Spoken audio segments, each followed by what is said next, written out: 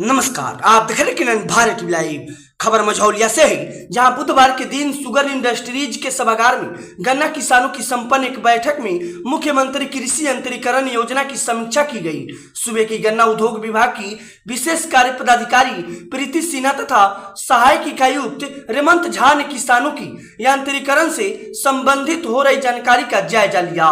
पटना से आई विशेष कार्य पदाधिकारी प्रीति झा ने बताया कि कृषि यंत्र के लिए 767 किसानों ने आवेदन किया है।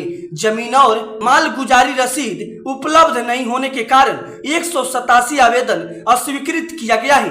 अस्वीकृत आवेदनों के संदर्भ में विभाग से सुझाव और आदेश मांगा गया है। आदेश मिलते ही स्वीकृति देकर अग्रेतर कार्रवाई की जाएगी। उन्होंने कहा कि प्राप्त आवेदन का सत्यापन किया जा रहा है। बताते चले कि सूबे में अभी सर्वे का कार्य अधूरा है। कई किसानों की जमीन उनके स्वर्गीय बाप दादाओं के नाम पर है। ऐसे में कृषि यंत्रीकरण का अनुदान सीधे तौर पर नहीं मिल पा रहा है। किसान सभा की अध्यक्षता जीएम के शैलेंद्र कुमार त्रिपाठी ने की। उन्होंने मंच को साझा करते हुए कृषि यंत्रीकरण के उपकरणों का तथा उससे प्राप्त होने वाली 50% अनुदान के बारे में बताया। साथ ही अनुशंसित प्रभेदों की जानकारी दी। ऊंची जमीन पर तथा निचली जमीन पर बुआई के लिए उन्नत किस्म के बीजों की जानकारी दी। किसानों की समस्याओं का समाधान मौके पर उपस्थित चीफ केन मैनेजर अखिलेश कुमार सिंह तथा कृषि वैज्ञानिक डॉक्टर सतीश कुमार और डॉक्टर नीरज कुमार ने किया। समारोह का सफल संचालन वरीय केन मैनेजर संजय कुमार मिश्रा ने किया।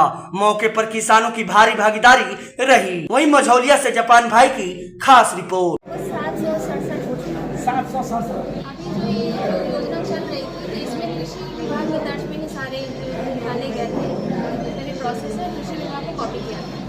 अभी है कि मीटिंग में आने के बाद ये सारी चीज़ें सामने आ रही हैं, तो मैं यहाँ से सेक्रेटरी सर के सामने ये विचार रखूँगी कि हमें ये सारी परेशानी हो रही है, उसका निराकरण जल्दी किया जाए। अभी तो वेरिफिकेशन चल रहा है, जितने जल्दी वेरिफिकेशन हो जाए। हमारे यहाँ अप्लाई का डेट कब तक है? अप्लाई का डेट तो खत्म हो चुका है।